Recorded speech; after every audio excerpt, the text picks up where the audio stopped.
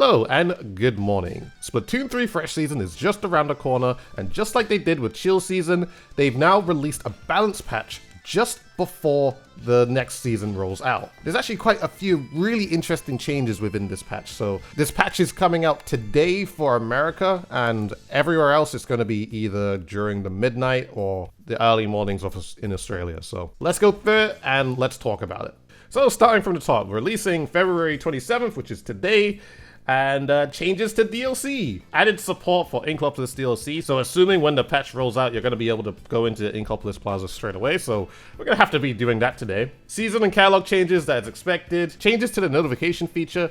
Added the pool feature, which is something that I've already covered within Splatoon JP's Twitter drops and all that type of stuff, so viewer battles on my side, on my streams, they're actually going to be now a thing because I won't have to add 300 people and delete 300 people, so yeah, look forward to the streams, guys, because those are going to be something that I would want to regularly bring. So, confused why they didn't bring this in the very start of the game, but it is what it is. Changes to multiplayer, so Kraken and Super Chump, the two new specials coming into Splatoon 3. Kraken, of course, being a returning special, but, you know, they're coming to the game, so that's good. And of course, you got the list of all the new weapons coming in, so you got the Neo Splash-O-Matic, Neo Splash, NZAB, 96, Custom Jet, L3, Rapid Blaster Deco, and Flash Blaster Neo, Crack-On Roller, Splat Charger, and Tri-Slosher Nouveau. Alright, just so you guys know, the patch notes will be in the description, so you can go ahead and check this out for yourself, because there's a bunch of stuff that we're going to through, and there's also a bunch of extra stuff that we don't have to go through, so I'm going to go right into the bigger stuff. So there's actually only one main weapon change to patch 3.0 alone. It's just the Big Swing Roller. So interestingly enough, no Splash-O-Matic nerf, no Splat Brella buff, or 10th Brella buff, or Undercover Brella buff. I'm sorry, Brella mains. But the Big Swing Roller roughly doubled the amount of damage dealt to non-player objects. This would mean splash walls, Brellas, when striking them with ink. So that's actually really huge for the Big Swing Roller. So that would include things like Sprinkler, Crab Tank, Wave Breaker, of course the splash walls. Sorry, Brella mains again.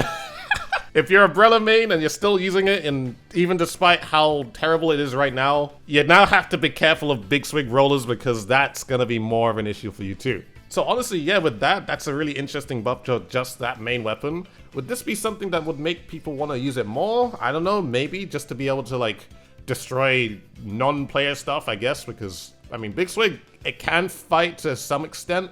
It's quite difficult to actually fight, but if you're going to put a Big Swing Roller in a composition just to like defeat player objects, I mean, yeah, I guess you can. I don't think it's like super significant, but like it's just a nice thing to have. And I guess with the splash rule with the Big Swing Roller that is currently in the game, would probably help that with that just to actually secure some of the things just to get destroyed a little bit quicker. So that's pretty cool. There's actually only one sub-weapon change, so Burst Bomb increased the amount of time it takes for ink to begin recovering after being used by about 0.16 seconds. So that's actually a pretty decent nerf to Burst Bomb specific weapons. The only ones that I can think of right now, of course, is Splash and Splatana Stamper right now. It's not the kind of nerf that makes those sorts of weapons unusable, but it just slows it down just a smidge. Like, not too much, but just like very, very little. So it might not even be something that you really notice. It's just that you have to like take a little bit more time to recover ink now when you're using Burst Bomb weapons, so it's a little nerf. Right, so we're gonna move on to special weapons. This is actually one of the main bulks of the patch, which introduces a whole bunch of counterplay, especially towards Crab Tank. So we're gonna look through it here. So starting with the Trizuka, damage dealt to Crab Tank armor has been increased by about 20%. So what I assume is that with Trizuka, beforehand you had to use Object Shredder, and basically if you use 2 Trizuka shots, it'll destroy a Crab Tank. Now what I'm assuming is that now if you use Object Shredder with Trizuka, you probably only have to shoot 1 shot at the Crab Tank to fully destroy it. And I really hope that's true, because if that is the case, then weapons like the Splatter Shot, the Squeezer, the Carbon Roller, I guess the Clash Blaster as well, all of these weapons have Trizuka, so if there are cases where, of course, there is a Crab Tank, 1 shot should be able to destroy the Crab Tank, which I hope, because that's brilliant counterplay right there. So moving on to Killer Whale 5.1, made it easier to activate the effect from the special power-up gear ability, even when the player only has a few items with the gear ability equipped. So basically with this, Killer Whales are just a little bit stronger by just putting like maybe 1 or 2 subs of special power-up to increase its duration. Because I believe that's what it actually does when you apply a special power-up to this special, so really, really interesting change. Now, Inkjet's really cool. Damage dealt to Crab Tank armor increased by 2.5 times. Now, 2.5 times, that's a pretty significant jump to what it was before. Especially to Crab Tank, I assume that's probably like 1 or 2 shots to a Crab Tank to now to be able to destroy it. And the thing I'm thinking about right now that's coming into the game is the Rapid Blaster Deco is going to be so much better against taking out Crab Tanks, because the Torpedo in itself is just really annoying. The Rapid Blaster in general is just a solid weapon to actually take off people off the Crab, and now having a special that's just strong against it is just even more firepower to play with. So yeah, Rapid Blaster Deco is definitely coming in much stronger than it looked before. Maybe people start playing Tri-Sosha a little bit more as well, because that weapon has Inkjet and Toxic Mist. So it'll be really interesting to see how people start using Inkjet, or if they do start using more Inkjet against people who do use Crab a lot, or just people basically who use Splash a lot. So just gonna have to wait and see for that. Now, Ultra Stamp.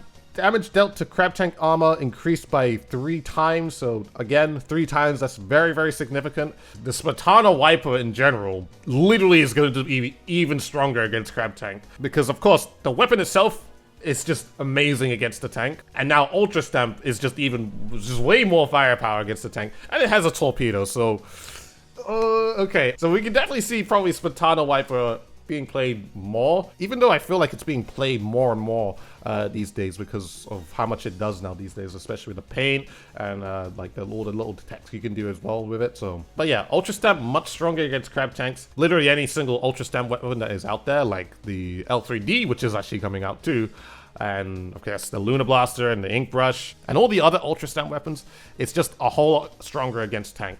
I also assume it would mean that just throwing the stamp in general at the Crab Tank, it's just going to be way better. Or it's just going to be a thing that you'd want to do now, just to destroy tanks just all the time. So yeah, I'm just thinking again, the Splatoon Wiper, it just gives a much longer range option to destroy a Crab Tank. So it's really cool to see. So yeah, good changes to Ultra Stamp. That's really going to make it just a much better special weapon in general, just because of that, I think. So honestly, yeah, all these special changes, I mean, Killer Whale 5.1 is kind of like, yeah, okay, cool. I don't really think people really use special power up that much, but all these damage changes is just really, really good against counterplay to Crab Tank. They didn't necessarily nerf the Crab Tank like directly, but they just made everything else stronger against it, so there's actually proper counterplay against it. So I give that a big thumbs up. Now the thing is just that will this like completely defeat things like Double Crab?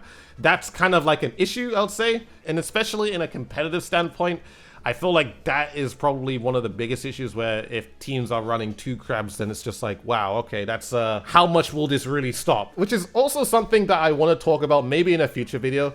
Is just that if like things like Double Crab become just like the forefront of the meta for like the next 5 years, I think we should probably start thinking now, especially I guess towards the competitive community, to start moving tournaments into the direction of just having no duplicate weapons and no duplicate special weapons. Because in that way, then you don't have this like really overbearingly Double Crab nonsense, unless like, of course, this stops it completely and then people stop doing that in general. So, and especially if you were a viewer, I think it's just a much better viewing experience, because you get to see a bunch of different things, and it'll just be a lot cooler to watch, in my opinion. So either way, TLDR, does this kill Crab?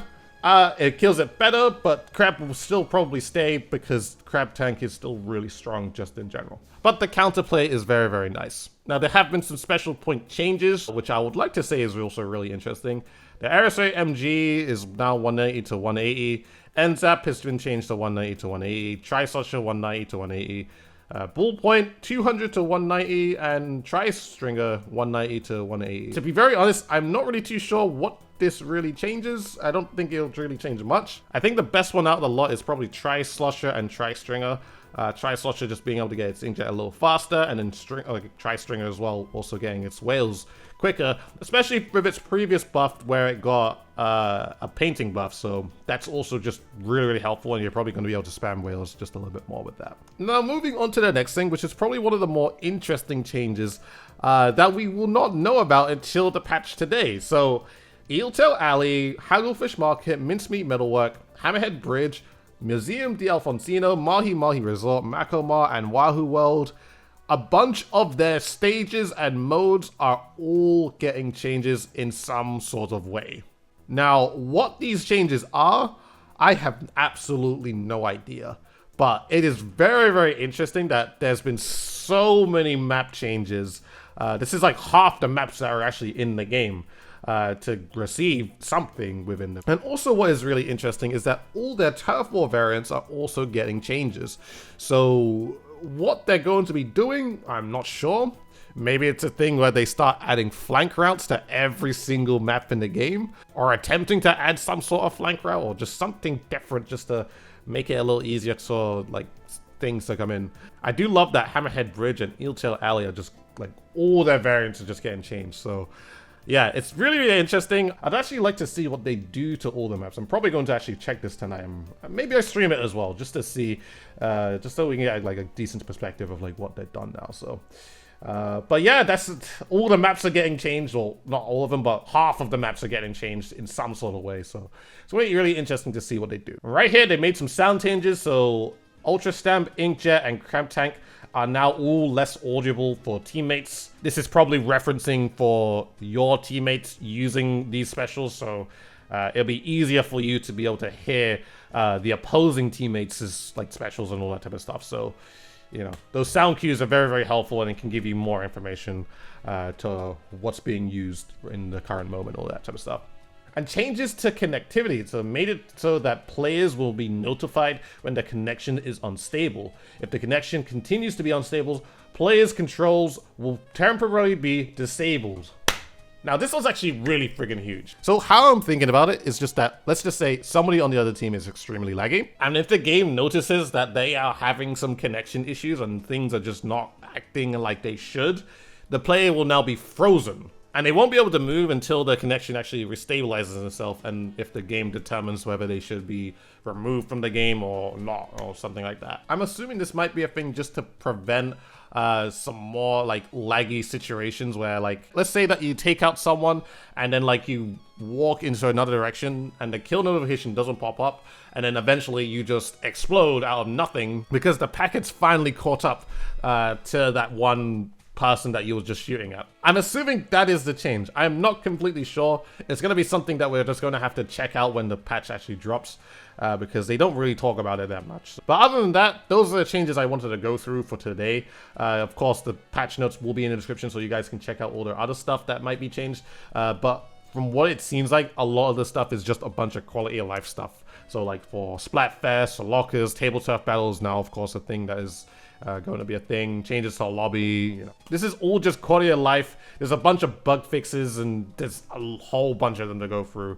But yeah, they're really doing a lot to make sure that they fix up this game. So I really do appreciate that the devs are really working hard to make that happen. So, but what do you guys think of the patch? Do you think there's too little stuff? Do you think there's too much stuff? Are there things that you thought should have been in the patch but weren't put in for whatever reason? Just let me know all in the comment section below. And again, this patch is happening today for America, and elsewhere for Europe, Japan, Australia is going to be happening tomorrow. So let's look forward to it. I'll be streaming tonight just to check out all the map changes, and if Inkopolis Plaza is in the game as well, we'll go ahead and check that out too. So yeah, that's all I gotta say. Thank you very much for watching this video, and have a wonderful day. Don't forget to subscribe.